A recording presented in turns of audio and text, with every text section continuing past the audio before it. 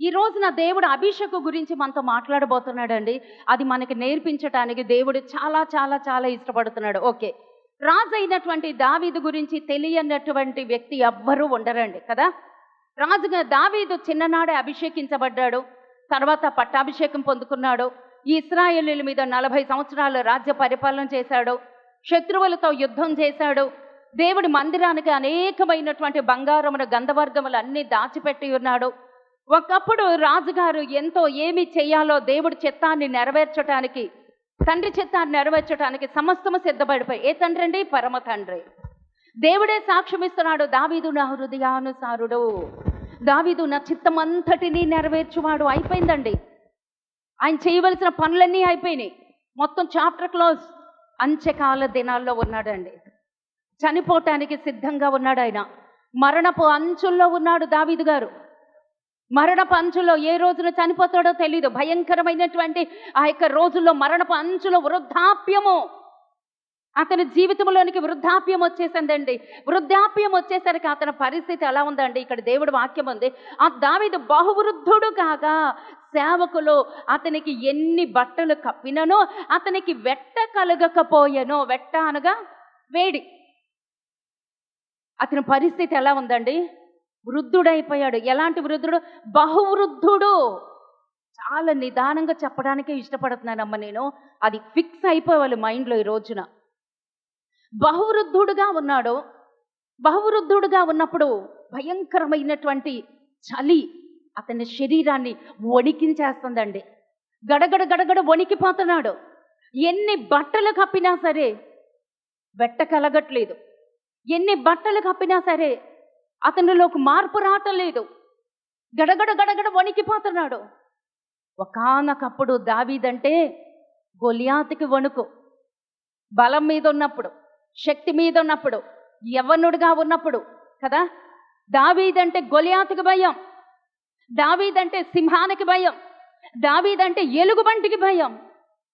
కానీ చివరి టైం వచ్చేసరికి దావీదికి కనీసం అద్దుప్పట్లు కప్పినా సరే వణుకు ఆగట్లేదు. దావీదు వణికిపోతున్నాడండి. బలహీనపరచబడిపోయినాడు. కారణం, తన మీద వృద్ధాప్యం ఏలుబడి చేస్తుంది. ఆ వృద్ధాప్యంలో ఎంత వెట్ట కలగటానికి ఎంత దుప్పట్లు కప్పారో, ఆ యొక్క రగ్గులు కప్పారు, ఎన్ని కప్పారు, వాళ్ళు చేయవలసినటువంటి అన్నీ చేశారు. వైద్యుల్ని సంప్రదించారు. ఎన్ని సంప్రదించినా ఆ యొక్క వెట్ట కలగట్లేదు. వణికిపోతున్నాడు గజ గజ గజ గజ. వెంటనే అక్కడ ఉన్నటువంటి సైనికులందరికీ ఒక ఆలోచన వచ్చిందండి. రాజుగారిని గనక ఇలాగే వదిలేస్తే చనిపోతాడు. రాజుగారిని మనం బతికించుకోవాలి. రాజుగారిని బతికించుకోవాలి. రాజుగారు బ్రతకాలి అంటే ఆయన కౌగిటిలో వాళ్ళకొచ్చినటువంటి ఆలోచన, ఒక చిన్నదాన్ని తీసుకొచ్చి ఆయన కౌగిటిలో చేర్చాలి. ఒక చిన్నదాన్ని తీసుకొచ్చి ఆయన కౌగిటిలో పెట్టినప్పుడు ఆ వెట్ట కలుగుతుంది, ఆయన బ్రతుకుతాడు. ఒక ఆలోచన వచ్చిందండి వాళ్ళకి. ఆ ఆలోచన వచ్చిందే తక్షణమే వెంటనే అమలుపరిచేశారు. ఇశ్రాయేలు దేశం నలుమూలలా సైనికులను పంపించేశారు. ప్రతి చిన్నదాన్ని గాలమేసి పడుతున్నారు. ఇదే వాక్యం మనకి ఇంకెక్కడ ఉంటుందో తెలుసండి? అహష్వేరోషు రాజు దగ్గర ఎస్తేరు గురించి కూడా ఇలాగే రాజ్యం అంతా కూడా ఏం చేస్తున్నారండి? గాలింపు. ఒక చిన్నదాని గురించి గాలింపు, ఒక చిన్న యవన బిడ్డ గురించి గాలింపు. వెతుకుతున్నారండి. రాజ్యమంతా అదే పని మీద ఉన్నారు. కారణం ఏంటి? రాజుగారికి వెట్ట తగ్గించాలి, రాజుగారు చనిపోతే కష్టం, రాజుగారిని బ్రతికించుకోవాలి. దేశమంతా సంచారం చేసి స్త్రీలను కనుగొంటున్నారండి. స్త్రీలను వెతకగా ఒక్క స్త్రీ కనిపించిందండి. ఆమె ఎవరండి? అబీషగు. అమ్మా, మనం రాజుల గ్రంథంలో దావీదు దగ్గర ఉన్నాము. హల్లెలూయా. ఓకే. రాజుగారు ఇప్పుడు దావీదు గారి గురించి మనం ధ్యానించబోతున్నాం. దావీదు చివరి అవసాన దశలో ఉన్నాడండి. చివరి టైంలో ఉన్నాడు. మరణపు అంచుల దగ్గర ఉన్నారు. ఆ మరణపు అంచుల దగ్గర బలహీన స్థితిలో ఉన్నాడు. వ్యాధితో ఉన్నాడు, వణుకుతో ఉన్నాడు. ఆ యొక్క శరీరం కంట్రోల్ లేదు, శరీరం కంట్రోల్ తప్పింది. అటువంటి పరిస్థితుల్లో గడగడ గడగడ వణికిపోతున్నప్పుడు ఒక చిన్నదాన్ని తెచ్చి ఆయన కౌగిటిలో పడుకోబెట్టాలి అని అక్కడ ఉన్నటువంటి సేవకులకి, సైనికులకి ఆలోచన వచ్చింది. ఆలోచన దేశమంతా గాలించేశారు, ఒక చిన్నదాన్ని పట్టుకున్నారండి. ఆ చిన్నది ఎవరో తెలుసండి? షూనేమియురాలైనటువంటి అబీషగు. ఎవరండి? షూనేమియురాలైనటువంటి అబీషగు. అబీషగుని తీసుకొచ్చారండి. ఆ చిన్నదాన్ని తీసుకుని బహువృద్ధుడు దగ్గరికి తీసుకొస్తున్నారండి. తెలీదా? ఆ స్త్రీకి తెలీదా? ఆమెను ఎక్కడికి తీసుకెళ్తున్నారో తెలీదా? ఆమె ఎక్కడికి తీసుకెళ్ళబడుతుంది? రాజమందిరంలోనికి తీసుకుని వెళ్ళబడుతుంది. దావీదు దగ్గరికి తీసుకుని వెళ్ళబడుతుంది. దావీదు కౌగిటిలోనికి తీసుకుని వెళ్ళబడుతుంది. దావీదుకి వ్యక్త కలిగించడానికి తీసుకుని వెళ్ళబడుతుంది. అంటే ఏంటి? రాణి స్థానంలోనికి వెళ్తుంది. అంటే ఏంటి? భార్య స్థానంలోనికి వెళ్తుంది. ఆమె వయసు ఎంత? చిన్నది, 12-13 సంవత్సరాలు. దావీదు వయసు ఎంత? ఇంచుమించు 70-80 సంవత్సరాలు. బహువృద్ధుడు అండి. 70 దాటేశాడు కదమ్మా. బౌలం ఉంటే ఎంతవరకు అండి? 70, ఇంకా 80, 70-80 మధ్యలో ఉన్నాడు. ఒకసారి ఆలోచించండి. దీనిలో నుంచి చాలా పాఠాలు నేర్పుతాడండి దేవుడు మనకి. రాజుగారు వయసేమో 70-80 మధ్యలో ఉంది. ఈ చిన్నదాని వయసేమో 13-12 వయసు, 12-13 మధ్యలో ఉంది. చిన్నపిల్లను అడుగుతున్నారు, నువ్వు రాజుగారి దగ్గరికి వస్తావా? ఏ పని మీద రావాలి? పని మొత్తం వివరించి చెప్పారు. రాజుగారు మరణశయ్య మీద ఉన్నాడు, అతనికి వెట్ట కలిగించాలి, అతని కౌగిటిలో నువ్వు పడుకోవాలి, అతను బ్రతికించుకోవాలి. అర్థమవుతుందండి ఆ బిడ్డకి.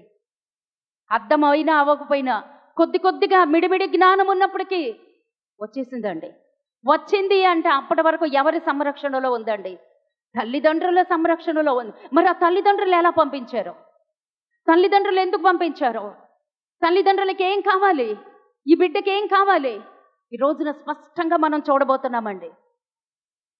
ఆ బిడ్డ గురించి ఆ యొక్క చిన్న బిడ్డ హృదయంలో ఎంత త్యాగం ఉందో చూడండి. ఎంత సమర్పణ, ఎంత తెగింపు, ఎలాంటి హృదయంతో ఉంది ఆ బిడ్డ. చిన్న బిడ్డే.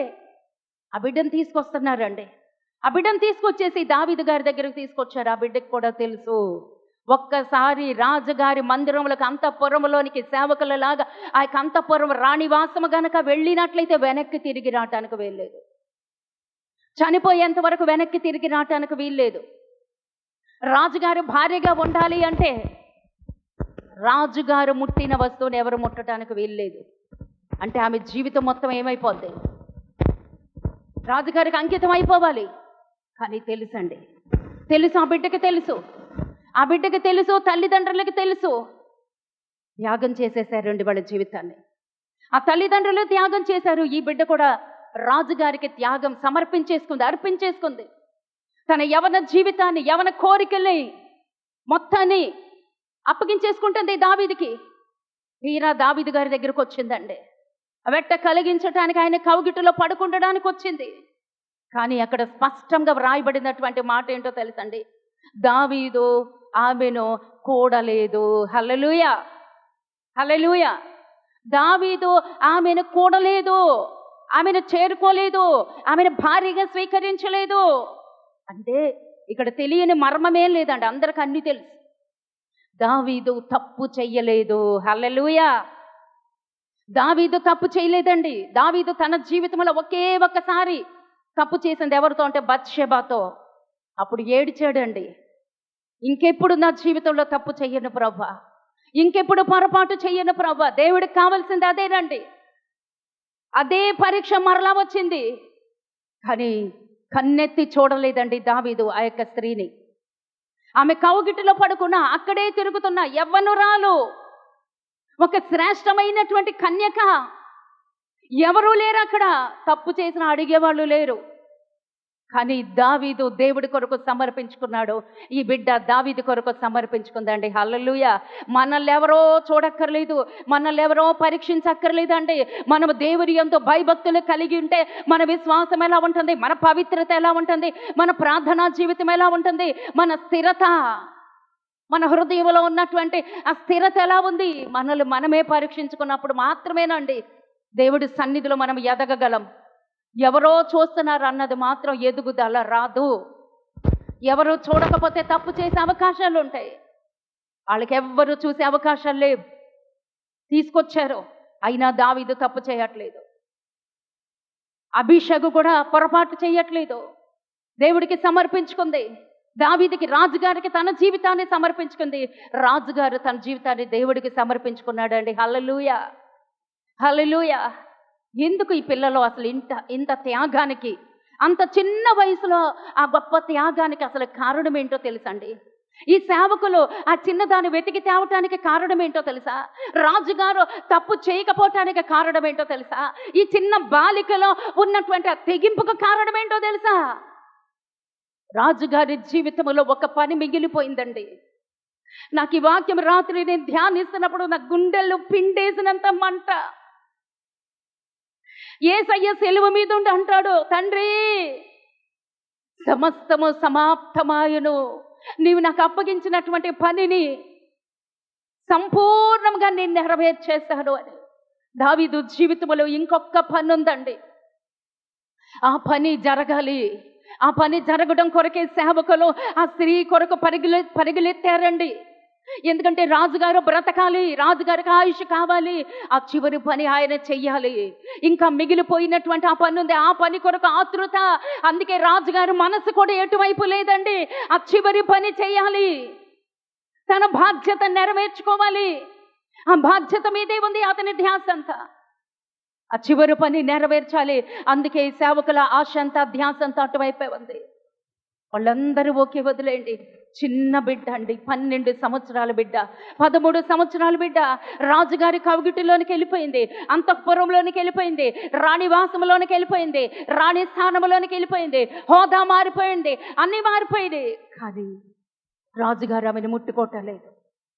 రాజుగారు ఆమెను ముట్టుకోకపోయినా జీవితాంతం అలా ఉండిపోవలసింది. ఇంకొక వ్యక్తి దగ్గరికి వెళ్ళటానికి వీలు లేదండి. అది తెలిసే వచ్చిందండి, అది తెలిసే వచ్చింది. ఏం తెలుసుకుంది బిడ్డ? ఆ బిడ్డకే అంత జ్ఞానం ఉంది, అంత తెలుసుకుందంటే ఈ రోజున మనం రక్షించబడి ఇన్ని సంవత్సరాలు అవుతుంది కదా, మనం ఏం గ్రహిస్తున్నాం మన రాజుగారి గురించి, మన రాజు అయినటువంటి దేవుడి గురించి మనం ఎంత నేర్చుకుంటున్నాం, ఎంత గ్రహిస్తున్నాం, ఎంత ప్రయాసపడుతున్నాం, ఏమి నేర్చుకుంటున్నాం, ఎక్కడ మన త్యాగం, మన సమర్పణ. అప్పటికి రాజ్యములో భయంకరమైనటువంటి కల్లోలము స్టార్ట్ అయిపోయిందండి. ఎందుకని అంటే రాజుగారు వృద్ధాప్యంలోకి వచ్చేశారు, మరణశయ్య మీదకి వచ్చేశాడు, రేపో మాపో చనిపోతాడు. కాబట్టి రాజ్యము నాదే ప్రకటించేసుకున్నాడండి. ఎవరండి? అదోనియా, రాజుగారి కొడుకే, దావీదు కొడుకే. దావీదు గారికి అప్పటికే 4 భార్యలు ఉన్నట్టున్నారు, 4 భార్యలు ఉన్నారు, ఒకళ్ళ తర్వాత ఒకళ్ళు. హగ్గీతు కుమారుడితను, హగ్గీతు కుమారుడు. మొదటి బిడ్డ ఎవరండి? అబ్షాలోము. అబ్షాలోముకి తమ్ముడు అదోనియా. అబ్షాలోము చనిపోయాడు. ఇప్పుడు అదోనియా అనుకున్నాడు, ఇప్పుడు రాజ్యం నాదే, నా తండ్రి చనిపోబోతున్నాడు కాబట్టి ఈ రాజ్యం నాదే, సింహాసనం నాదే, హోదా నాదే. రాజుగారు ఇవ్వక ముందే తనను ప్రకటించేసుకున్నాడండి. రాజుగా తన ముందు ఒక 50 మంది సైనికులు సిద్ధపరుచుకొని, వాళ్ళకు డబ్బులు ఇచ్చేసి ఒక సైనికులు సిద్ధపరుచుకొని అతనికి ముందుగా పరిగెట్టించేస్తున్నాడు. రాజుగా తన తానే బాకానాదు ఊదించేసుకొని రాజ్యము నాదే, నేనే రాజుని ప్రకటించేసుకున్నాడండి అదోనియా. అదోనియా ఎవరండి? అబ్షాలోము తమ్ముడు. అబ్షాలోము ఎవరండి? రాజు దావీదుకి కొడుకండి. దావీదు గురించి ఇక్కడ ఒక్క మాట ఉంటుంది, నేను చదువుతాను చూడండి. హగ్గీతు కుమారుడైన అదోనియా గర్వించిన వాడై నేనే రాజును అగుదునని అనుకుని రథములను, రౌతులను, గుర్రపు రౌతులను తనకు ముందుగా పరిగెత్తుటకు 50 మంది మనుషులను ఏర్పరచుకొనెను. అతన్ని తండ్రి, నీవు ఈలాగున ఏలా చేయుచున్నావని అతని చేత ఎప్పుడూనూ విచారించి అతనికి నొప్పి కలుగ చేయలేదు. ఎందుకు కలుగ చేయలేదు? చూచుటకు అతడు బహు సౌందర్యము గలవాడు, అబ్షాలోము తర్వాత పుట్టినవాడు. అక్కడ ఒక మాట ఉంది చూసారండి, అదోనియా తప్పు చేస్తున్నాడు. తండ్రికి తెలియకుండానే తన సొంతగా నిర్ణయం తీసేసుకుని నేనే రాజునని ప్రకటించేసుకుని ఆ గుర్రాల్ని, రౌతుల్ని, సేనాల్ని సిద్ధపరిచేసుకుని పరిగెత్తేస్తున్నాడు. 50 మందిని సిద్ధపరుచుకుని రాజ్యం అంతా తిరిగేస్తున్నాడు, డప్పు కొట్టించేస్తున్నాడు, నేనే రాజుని. దావీదు గారికి తెలిసింది, అయినా ఒక్క మాట కూడా ఖండించలేదండి, ఒక్క మాట కూడా అడగలేదంటండి. అదోనియా అంటే తన కొడుకు తప్పు చేస్తున్నప్పటికీ గద్దించలేదంటండి. ఖండించలేదంటండి, బుద్ధి చెప్పలేదంటండి. అందుకే అలా పెరిగాడండి. అందుకే అలా పెరిగాడు. ఈ వాక్యంలోంచి దేవుడు మనకేం మాట్లాడుతున్నాడో, అతను ఒక్కనాడన విచారించి అతనికి నొప్పి కలగ చేయలేదు. ఈరోజు నీ వాక్యంలోంచి దేవుడేం మనతో మాట్లాడుతున్నాడో, నొప్పి కలగ చేయకుండా అతిగారం చేయటం వల్ల ఏమైంది? పెడత్రోవ పట్టాడండి. ఈ రోజున పెడద్రోవన నడుస్తున్నాడు. తల్లిదండ్రులు గౌరవించేటువంటి హృదయం అతనిలో లేదు. సొంత నిర్ణయాలు, అధికార దాహం. ఎందుకు నీ నొప్పించట్లేదు అంటే, చూచుటకు అతడు బహు సౌందర్యము గలవాడు. చాలా అందంగా ఉంటాడంటండి. చాలా అందంగా ఉంటాడు, చాలా సుకుమారంగా ఉంటాడు, చాలా ఆకర్షణీయంగా ఉంటాడు. అది చూసి తండ్రి మురిసిపోతున్నాడే తప్పించి తప్పు చేస్తున్నప్పుడు ఆ తండ్రి గద్దించలేదు. దావీదు చాలాసార్లు తప్పు చేశాడండి. దావీదు చాలాసార్లు తప్పిపోయాడు. బిడ్డల విషయంలో తప్పిపోయాడండి. బిడ్డల విషయంలో దావీదు చాలాసార్లు తప్పిపోతాడు. కారణం ఏంటో తెలుసండి? ఈ అబ్షాలోముకి ఒక చెల్లి ఉంటుంది, తామారు కదమ్మా. అబ్షాలోముకి చెల్లి తామారు ఉంటుంది. దీనా కాదండి, దీనా యాకోబు కుమార్తె. అబ్షాలోముకి ఒక చెల్లెలు ఉంటుందండి, తామారు. ఆ తామారు ఏం చేస్తుందో తెలుసండి? అబ్నేరు, అతని అన్నయ్య పేరేంటండి? అమ్నోను. ఒక్క మాట మాత్రం చాలా జాగ్రత్తగా చెప్తాను. ఇవన్నీ ఒక రకంగానే ఉండేసరికి కొంచెం కన్ఫ్యూజ్. 2వ సమూయేలు గ్రంథం 13:1 ఉంటుందండి తామారు గురించి. కొంచెం జాగ్రత్తగా వినండి దయచేసి ఈ రోజున. దావీదు చేసిన తప్పులేంటో తెలుసండి?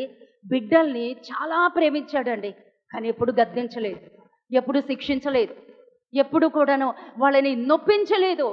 అదే దావీదు చేసిన తప్పండి. అదే దావీదు చేసిన పొరపాటు. అందుకే బిడ్డలు అంత దుర్మార్గంగా తయారైపోయారండి. ఈ మాట అంటున్నానని మీరు బాధపడుతున్నారేమో. దావీదు గారికి 4 భార్యలు ఉన్నారు. వాళ్ళెవరికి పిల్లలు పుట్టినా వాళ్ళు ఏమవుతారండి? అన్నదమ్ములు, అక్క చెల్లెళ్ళే అవుతారు. కానీ అబ్షాలోము హగ్గీతుకు పుట్టినప్పుడు ఆ యొక్క అబ్షాలోము చెల్లెలు ఎవరో తెలుసండి? తామారు. ఇంకొక భార్యకి పుట్టినటువంటి కొడుకు పేరు తెలుసా? అమ్నోను. అక్కడ ఏమవుతుందండి? అన్నయ్య చెల్లి.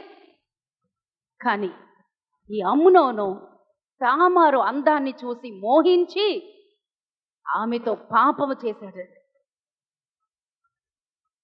అది విన్నటువంటి దావీదు కుళ్ళి ఏడ్చాడే కానీ గద్దించలేదండి.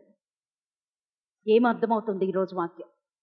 గద్దించలేదండి. అడిగే ధైర్యం లేదు, గద్దించట్లేదు, వాళ్ళని నొప్పించట్లేదు, హెచ్చరించట్లేదు. అమ్నోను తన సొంత చెల్లెలతోనే తప్పు చేశాడు, పాపం చేశాడు. ఆ విషయం ఆ సొంత అన్న అయినటువంటి అబ్షాలోము విన్నాడు. ఒకానొకప్పుడు అమ్నోన్ని చంపేస్తాడండి, పగ తీర్చుకుంటాడు, అమ్నోన్ని చంపేస్తాడు. దావీదు ఏడుస్తాడు. అదే అబ్షాలోము తండ్రి మీద పగ పెట్టుకుని తండ్రి రాజ్యాన్ని కూడా కాజేస్తాడండి.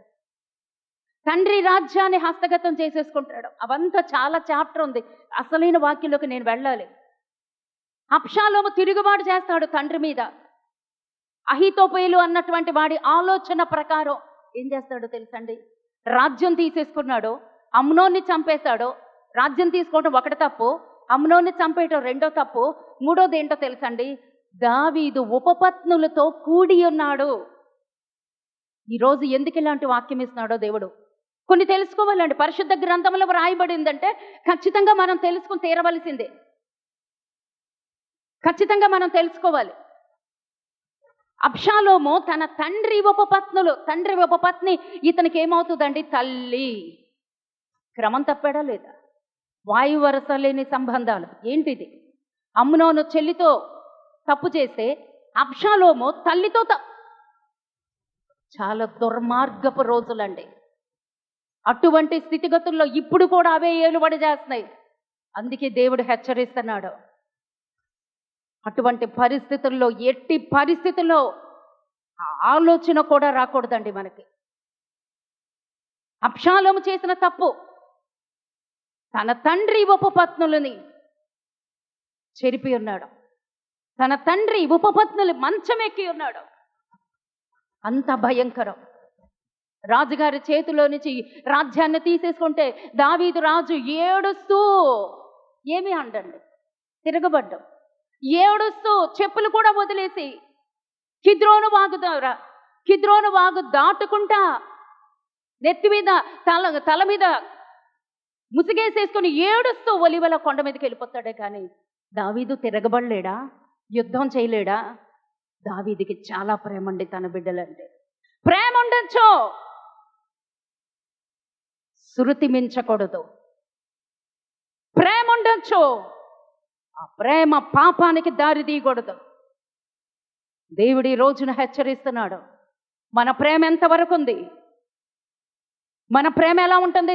బిడ్డల మధ్యన, బిడ్డల కొరకు మన ప్రేమ ఎలా ఉంటుంది? హద్దులు దాటకూడదండి ప్రేమ. దావీదు శృతి మించిన ప్రేమకి అబ్షాలోము తప్పు చేశాడు, అమ్నోను తప్పు చేశాడు, ఇప్పుడు అదోనియా కూడా తప్పు చేశాడు. అయినా ఒక్క మారు మాట మాట్లాడట్లేదండి. హెచ్చరిక లేదు, గద్దింపు లేదు, వాళ్ళను నొప్పించలేదంట. కారణం వాళ్ళు చాలా, అక్కడ రాయబడి ఉంది కదండి, ఏంటండి? ఆ బహు సౌందర్యము. ఎందుకుని హెచ్చరించలే? చూచుటకు అతడు బహు సౌందర్యము గలవాడు. అబ్షాలోము కూడా చాలా అందంగా ఉంటాడండి. అతని కురులు మోకాలు వరకు ఉంటాయి.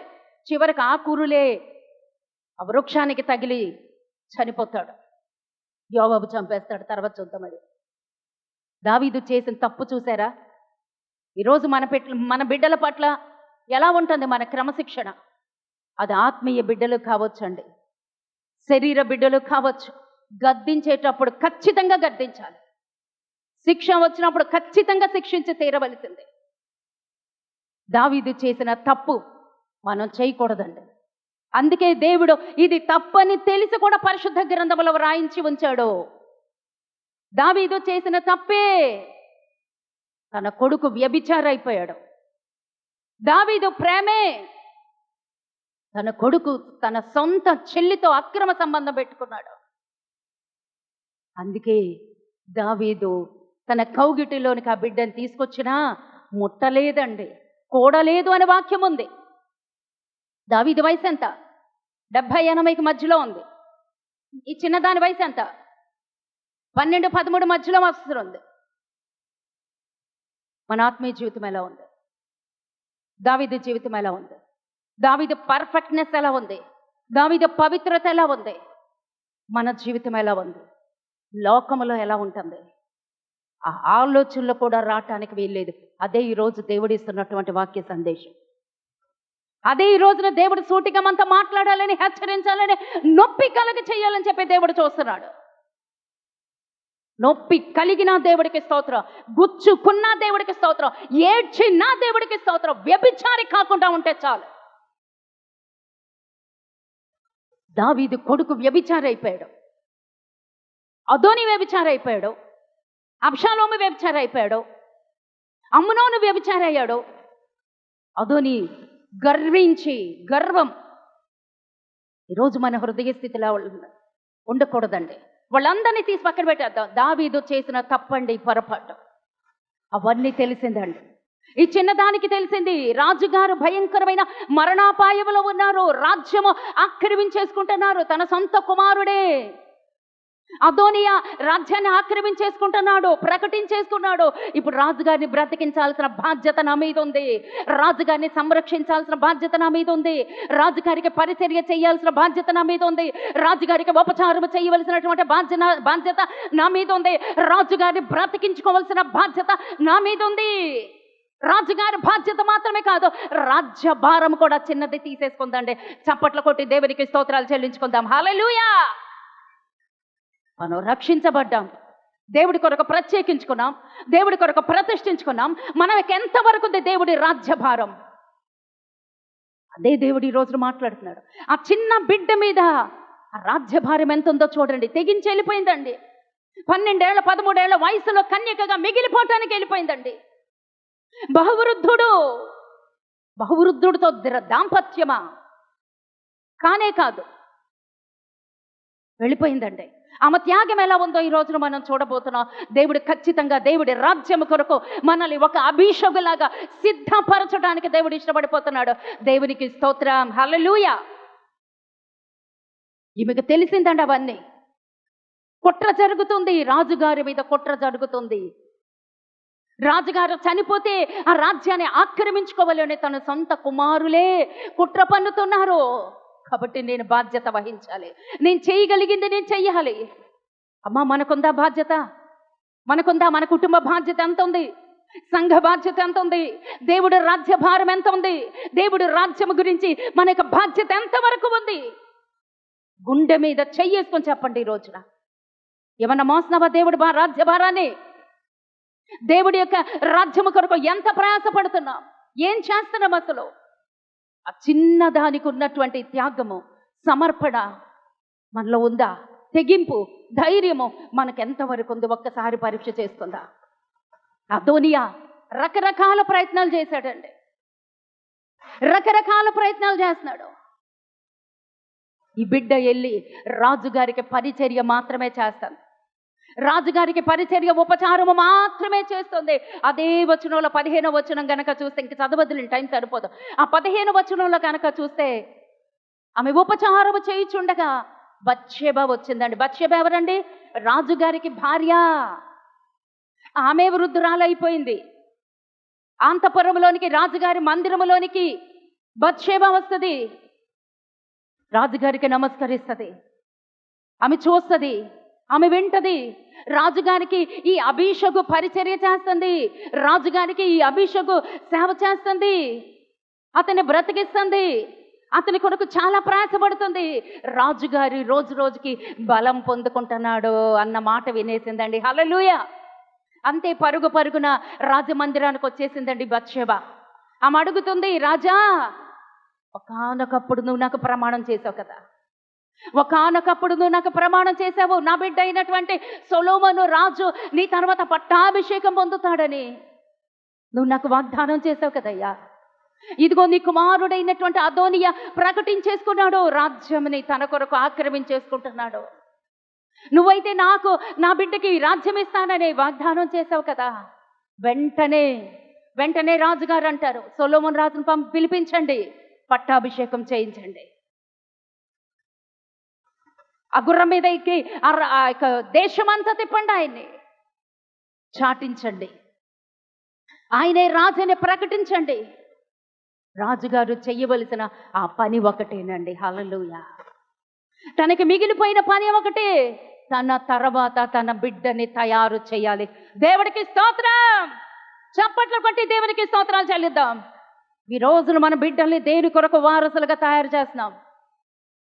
ఈ రోజు మన బిడ్డల్ని దేని కొరకు వారసులుగా తయారు చేస్తున్నాం? రాజుగారికి, దావీదు రాజుగారికి వృద్ధాప్యంలో ఒక పని మిగిలిపోయింది, ఇంకొక పని పెండింగ్ ఉండిపోయిందండి. అందుకే రాజుగారు భయపడుతున్నాడు, సేవకులు భయపడుతున్నారు. అందుకే చిన్నది సిద్ధమైపోయింది. అభిషగు అంటే అర్థం ఏంటో తెలుసండి? ఏంటమ్మా అభిషగు అంటే? అభిషగు అన్న గమ్యం లేని తండ్రి. ఎంత అర్థం ఉందో తెలుసండి? అభిషగు అన్న పేరుకి అర్థం ఏంటో తెలుసమ్మా? గమ్యం లేని తండ్రి.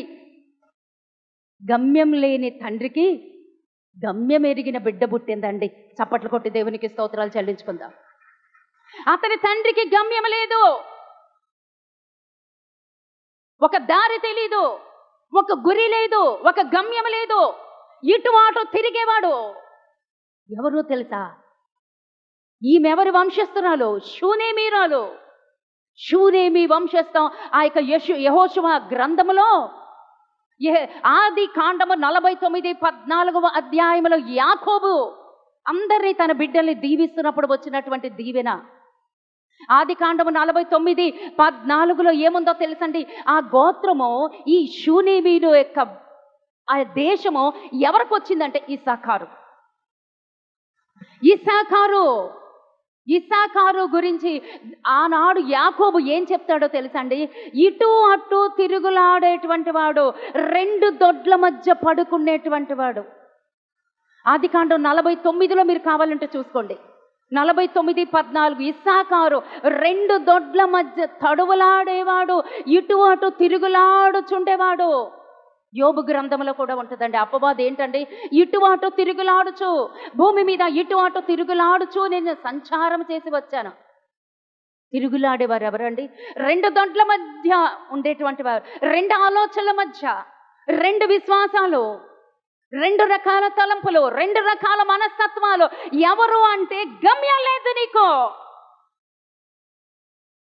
దేవుడి రోజున మాట్లాడుచున్నటువంటి పలుకుతున్న మాట, గమ్యము లేని తండ్రి, గమ్యము లేని తండ్రికి పుట్టిన బిడ్డ అబీషగు.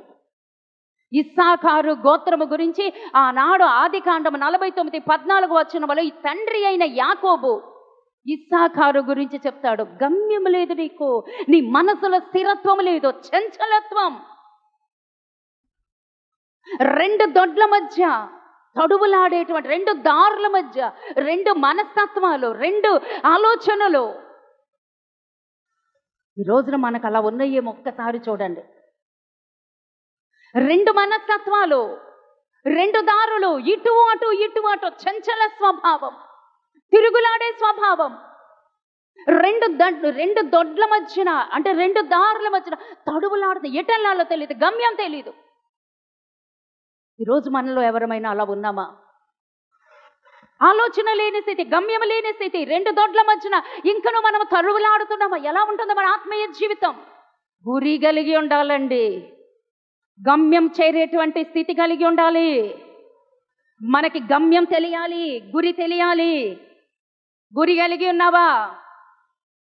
ప్రాణం పోయినా పర్వాలేదు, ఆ గురిలో నుంచి తప్పడానికి వీల్లేదు. మన ఆత్మీయ జీవితం ఎలా ఉంది? గురి కలిగి ఉండాలండి. దేవుడికి స్తోత్రం. మనం ఏం చేస్తున్నామో, మనం ఏం పరిగెడుతున్నామో, మనం ఏం ఆలోచిస్తున్నామో, దేని కొరకు మనం సమర్పించుకున్నామో, మన పరుగేంటో, మన యొక్క జీవితం ఏంటో, మనం దేనితో ఒడంబడిక చేసుకున్నామో, దేని కొరకు నిబంధన చేసుకున్నామో, దేని కొరకు బతుకుతున్నామో, దేని కొరకు చస్తున్నామో తెలియాలి మనకి. గమ్యం ఎరుగనటువంటి తండ్రి అబీషగు అంటే గమ్యం ఎరుగనటువంటి తండ్రి. ఇస్సాకారు గోత్రములో నుంచి వచ్చిందండి. అంటే గుర్తింపు లేనిదండి ఈ బిడ్డ, గుర్తింపు లేనటువంటిది. ఎవరి యొక్క అర్హతలు, ఎవరి యొక్క ఆకర్షణ పొందనటువంటిది, గుర్తింపు లేనటువంటిది, ఏ ప్రేమకి నోచుకోనటువంటిది, ఏ ఎన్నిక లేనటువంటిది, ఏ ఎన్నిక లేని దాన్ని, ఏ గుర్తింపు లేని దాన్ని, అందరి చేత విడవబడిన దాన్ని వెతికి వెతికి వెతికి పట్టుకుంటున్నాడండి దేవుడు. అందరి చేత విడవబడినటువంటి, గురి గమ్యములైనటువంటి, నువ్వు నాకు కావాలి, నా పెండ్లి కుమార్తెగా నువ్వు కావాలి, నా పెండ్లి కుమార్తెగా, నా పట్టపు రాణిగా, నా రాణిగా, నా పక్కన కూర్చునేటువంటి, నా సింహాసనం మీద కూర్చునేటువంటి ఒక స్త్రీగా నువ్వు నాకు కావాలి. ఆ రోజున అబీషగుని సేవకులు దేశమంతా గాలించి గాలించి గాలించి వెదకి వెదకి వెదకి గురి గమ్యం లేని దాన్ని ఎలాగ తీసుకొచ్చారో. ఈ రోజున నీ జీవితానికి అసలు గురుందా? ఎటు వెళ్తున్నావో తెలుసా? నీ పరుగేంటో తెలుసా? నీ ఆలోచన ఏంటో నీకు అర్థమవుతుందా? దాని పర్యవసానం ఏంటో అర్థమవుతుందమ్మా. ఒక గురి కలిగి మనం వెళ్ళాలమ్మా. నాకొక గురి ఉందండి, నాకొక గురి ఉంది, నాకొక గమ్యం ఉంది. దానిలో నుంచి నేను బయటకి వెళ్ళను. నా పరిస్థితి ఏది ఏమైనా, ఎవరు సహకరించినా సహకరించకపోయినా, ఆ గురిలో నుంచి మాత్రం బయటికి రాను. నాకు తెలుసు నేనేం చేయాలో తెలుసు, నేనేం సాధించాలో తెలుసు, నేను దేని కొరకు ఒడంబడిక చేసుకోవాలో తెలుసు, నేను దేని కొరకు నిబంధన చేసుకున్నానో కూడా నాకు తెలుసండి. దేవునికి స్తోత్రం. ఒక గురి కలిగిన జీవితం మనం కలిగి ఉండాలి. దేవుడికి స్తోత్రం.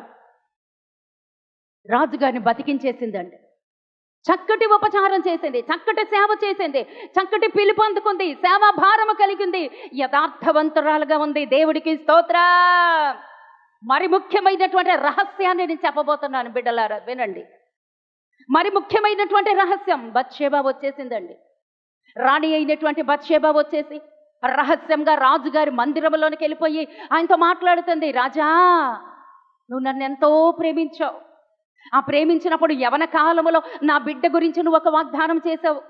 నా బిడ్డని నీ తర్వాత రాజుగా చేస్తానని ఒకానొకప్పుడు నువ్వు నాకు రాజుగా ఉన్నప్పుడే, నేను రాణిగా ఉన్నప్పుడే, నేను అందంగా ఉన్నప్పుడే, నేను చక్కటి యవనరాలుగా ఉన్నప్పుడే, నువ్వు నన్ను ప్రేమించినప్పుడే, నువ్వు నన్ను ఇష్టపడినప్పుడే నువ్వు నాతో ఒక నిబంధన చేశావు.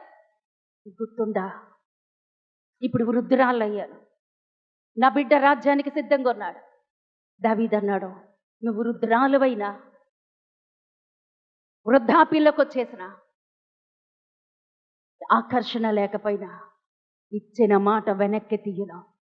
నీ బిడ్డే రాజు అవుతాడు, నీ బిడ్డే రాజు అవుతాడు అని ఆ మాట పలుకుతున్నప్పుడు అభిషగు పక్కనే ఉందండి. ఆ మాట దావీదు, రాజైన దావీదు బత్షెబతో చెప్తున్నప్పుడు ఈ బిడ్డ కన్యక పక్కనే ఉందండి. ఒక్కసారి ఆలోచించండి. దావీదు ముసలోడు, బహువృద్ధుడు. వీడితో ఉంటే నాకేమొస్తుంది? రేపో మాపో బాల్టీ తన్నేస్తాడు. మన భాషలో చెప్పుకుందాం, రేపో మాపో బాల్టీ తన్నేస్తాడు. తన్నేస్తే నేనెవరికి ఉపయోగపడను. నా యవ్వనం ఏమైపోవాలి, నా అందం ఏమైపోవాలి, నా సౌందర్యం ఏమైపోవాలి, నా కోరికలు ఏమైపోవాలి. కాబట్టి రాజైన అదోనియా లైన్లో ఉన్నాడు. అప్పటికే చాలా లైన్లు వేస్తానే ఉన్నాడు రాజైనటువంటి అదోని. ఎవరు? దావీదు కొడుకు. స్వాధీనపరిచేసుకున్నాడు, ప్రకటించేసుకున్నాడు కదా. అదోనియాతో వెళ్ళి మాట్లాడవచ్చు. అదోనియా ఎవరు? రాజకుమారుడు, యవన కాలంలో ఉన్నాడు, కరెక్ట్ అయిన జోడి. వెళ్ళిపోయి అతనితో చేయి కలిపేసి రాజ్యం తీసేసుకోవచ్చు. ఈ ముసలాయన బాధ వదిలిపోద్ది. రాజకుమారుడే, అతను తక్కువడేం కాదు. తర్వాత రాజ్యం నాకు వచ్చేస్తుంది, తర్వాత యవ్వనుడైన భర్త నాకు వచ్చేస్తాడు, బహు సౌందర్యము కలిగినటువంటి అందగాడైనటువంటి భర్త నాకు వచ్చేస్తాడు, రాజకుమారుడు నాకు వచ్చేస్తాడు, రాజ్యం నాకు వస్తుంది, నా పదవి నాకే ఉంటుంది, రాణి స్థానం అని ఆలోచించిందా? ఆ రాజకుమారుడితో ఏమన్నా చిట్చాట్లో లైన్ వేసిందా? ఏమీ వేయలేదండి, ఏమీ వేయలేదు. నమ్మకం అక్కడ కనిపిస్తుందండి, నమ్మకం అక్కడ కనిపిస్తుంది. ఈ అదోనియా ఎప్పటి నుంచో ఆమె మీద కన్నేసే ఉంచాడు.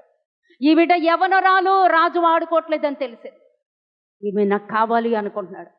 ఈమె ద్వారా నా పన్నాగం క్లియర్ అయిపోవాలనుకున్నాడు. చాలా ప్రయత్నాలు చేశాడు, లొంగలేదండి. ఈ కన్యక లొంగలేదు. నేను దేని కొరకు పిలువబడ్డానో నేను దాని కొరకు సమర్పించుకుని ఉండిపోతాను.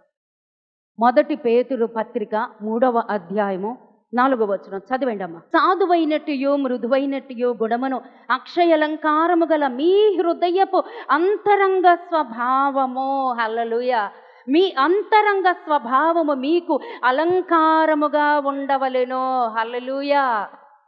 పేతురు గారు రాస్తున్నటువంటి పత్రికలో, అటువలే స్త్రీలారా మీరు మీ స్వపురుషులకు లోబడి ఉండుడి. ఈ పైనవన్నీ ఉన్నాయండి. బంగారము చేతను జడలు అల్లుకొనుటయు, ఈ పైన అలంకారముగా కాకుండా మీ యొక్క హృదయం ఎలా ఉండాలి? మీ హృదయం అంతరంగ స్వభావము ఎలా ఉండాలి? సాధువైనట్టు మృదువైనట్టు గుణం అక్షయాలంకారము గల మీ హృదయపు అంతరంగ స్వభావము, ఇదండి. మీ హృదయము అంతరంగ స్వభావము మీకు అలంకారముగా ఉండవలెను, హల్లెలూయా.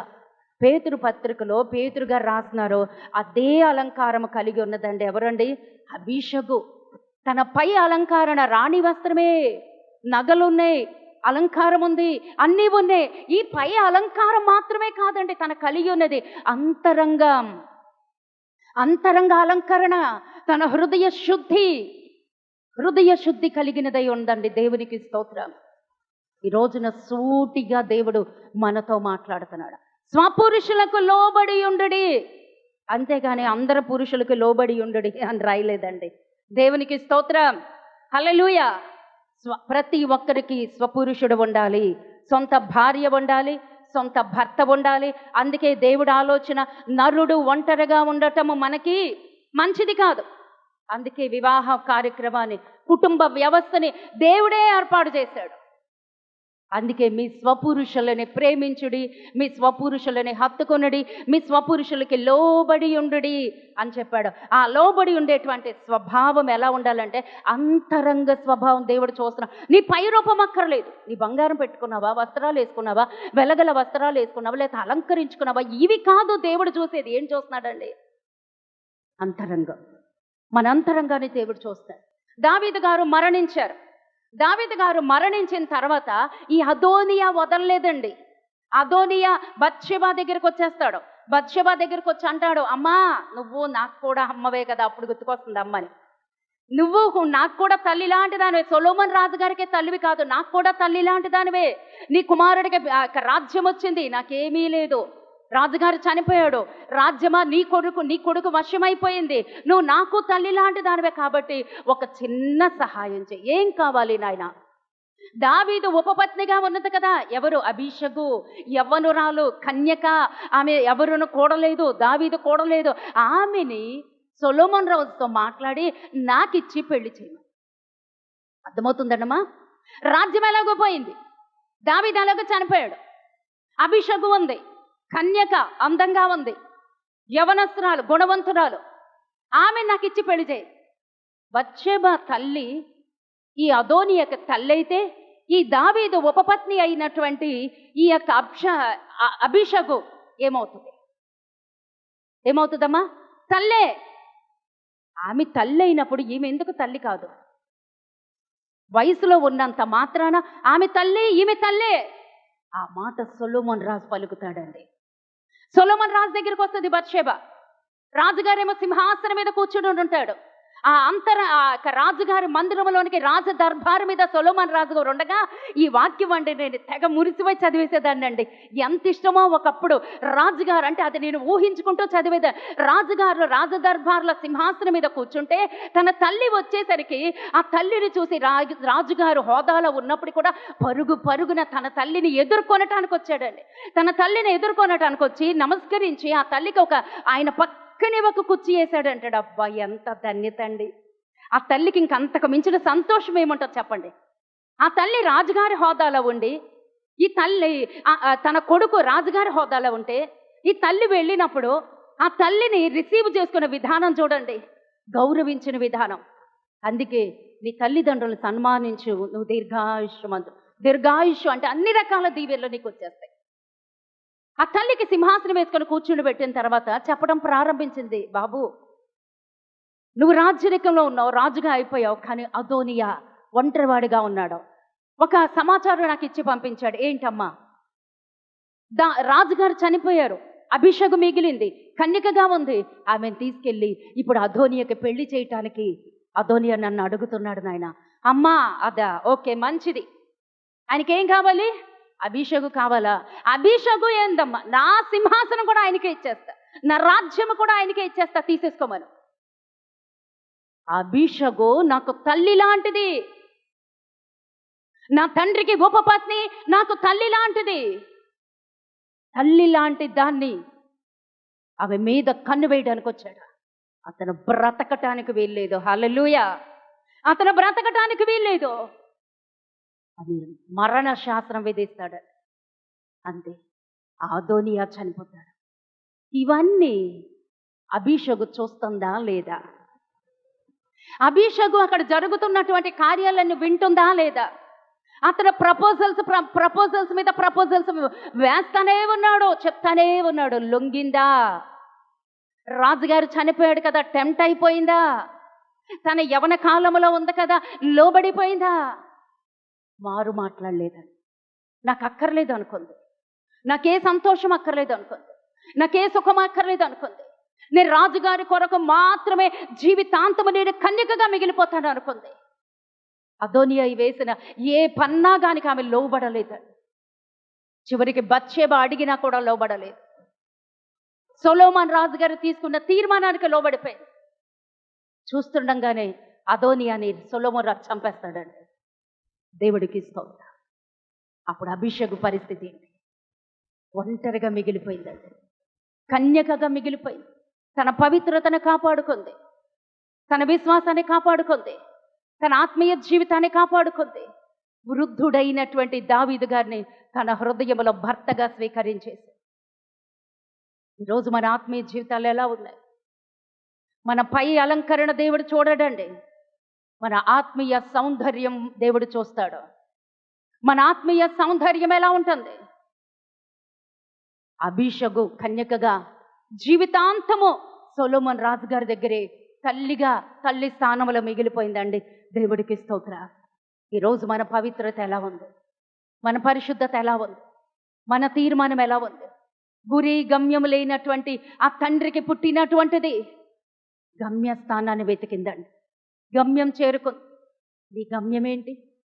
నీ పరుగేంటి? నీ పరుగుకి అసలు అర్థం ఉందా? నీ ఆలోచనకు ఒక అర్థం ఉందా? ఎంతమంది అదోనియాలు ఉంటారో లోకం. కాలు బయట పెడితే అందరూ అదోనియాలే. కాలు బయట పెడితే అందరూ అబ్షాలోములే. బయటకు వెళితే అందరూ అమ్నోనులే. అమ్నోను సొంత చెల్లితో తప్పు చేసి. కానీ నువ్వెలా ఉండాలి? నీ తీర్మానం ఏంటి? నీ గమ్యం ఏంటి? మన తీర్మానం ఎలా ఉండాలి? అభిషగులాగా దేవుడి కొరకు ఒక్కడే పురుషుడికి ప్రధానము చేయబడినటువంటి కొరింథీ పత్రికలో ఉంటుందండి. ఒక్కడే పురుషుడికి ప్రధానము చేయబడిన కన్యకగా మనము సిద్ధపడి ఉండాలి. బాప్తీసం ఇచ్చేటప్పుడు చెప్పినటువంటి వాక్యం అండి అది. ప్రధానము అంటే ఏంటో తెలుసా అండి? బాప్తీసము ఒక్కడే పురుషుడికి. మన ఆత్మీయ జీవితాలు ఎలా ఉన్నాయి? మన తీసుకునే తీర్మానమే పరలోక రాజ్యాన్ని స్వతంత్రించుకుంటాం. కనీసం ఆలోచనలో కూడా ఏది రానివ్వద్దు, చూపుల్లో కూడా ఏది రానివ్వద్దు. మీకు విషయం తెలుసా? మీరు ఎప్పుడన్నా అసలు సామెతల గ్రంథం చదివారో లేదు. నీ చూపు తిన్నగానే ఉండాలి, కనీసం ఇలా పక్కకు చూడకూడదు. నీ కను రెప్పలు వాలకూడదు, నీ కను సైగలలో నుంచి కూడా నువ్వు చూడకూడదు. గురి కలిగి ఉండాలి. నువ్వెవరిని ఆకర్షించకూడదు, నువ్వే తప్పు చేయకూడదు. నువ్వెవరినన్నా ఆకర్షించమంటే ఆ పాపం నీదే. సామెతల గ్రంథంలో ఉంది. నేను క్రైస్తవురాలని డప్పాలు కొట్టుకున్నంత మాత్రాన అవ్వదు. మనం వేసే వస్త్రధారణ, మనం మాట్లాడే మాట తీరు, మనం చూసే చూపు లెక్క కట్టబడుతుందండి. నాకు ఇక్కడికి ఎంతమంది వచ్చారన్నది అనవసరం అండి. వచ్చిన వాళ్ళకే వాక్యం చెప్తారు. దేవుడు నన్ను ఇక్కడ అందుకే నిలబెట్టాడు. నేను సిద్ధపడ్డాను అని కొంతమందిని సిద్ధపరచాలి. దేవుడు నాకు ఇచ్చిన వాళ్ళని సిద్ధపరచాలి. నొప్పి కలిగిన దేవుడికి స్తోత్రం. 5వ వచనంలో దావీదు నొప్పి కలగ చేయలేదంట. అంటే వాళ్ళకి బుద్ధి చెప్పలేదు, వాళ్ళని గద్దించలేదు, వాళ్ళని హెచ్చరించలేదు అని అక్కడ ఉంది. కానీ ఆ పని మనం చెయ్యొద్దమ్మా. మన బిడ్డల విషయంలో మనం చాలా జాగ్రత్తగా ఉండాలి. మన బిడ్డల విషయంలో రాత్రి పగలో ఇది జరగదు అని అనుకోవద్దు. మోసపోతావు. అపవాది తిరుగుతున్నాడు. ఎవరిని మిరింగుతుమా? ఎవరిని పట్టుకుంటాడో తెలుసండి? చిన్న బిడ్డల్ని. ఆ యొక్క ఎవరైతే తొందరగా టెంప్ట్ అయిపోతారో.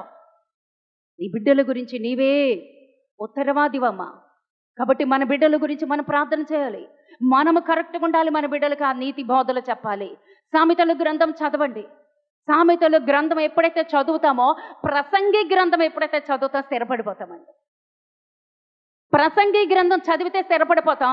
ప్రకటన గ్రంథం చదివితే మాత్రం అడుగు అటు ఇటు వెళ్ళదండి. అసలు వెళ్ళదు, చచ్చిపోతాయి లోపలి అన్నీ. ఆ కోరికలు గిరికలు అన్నీ చచ్చిపోతాయి. ప్రకటన గ్రంథం చదవండి. అగ్ని మండుతుందండి. 3వ భూభాగం అంతా కాలిపోతుంది. అప్పుడు మనం ఉండాలా? విడవబడితే ఉండిపోతాం. వద్దండి, ఆ స్థానంలో ఎవ్వరూ ఉండొద్దు. ఈ రోజున ఎంత వయసు మనకి పైబడింది. ఆ చిన్న బిడ్డ 12 ఏళ్ల 13 ఏళ్ల బిడ్డ తీసుకున్న తీర్మానం, ఆ తెగింపు, ఆ సమర్పణ, ఆ కంట్రోలింగ్ పవర్ దేవుడి కొరకు సమర్పించుకుందామండి. దేవుడి కొరకే జీవిద్దాం. ఒక అభిషగులాగా నన్ను కూడా స్థిరపరచు తండ్రి అని మనం దేవుడికి అప్పగించుకుందాం.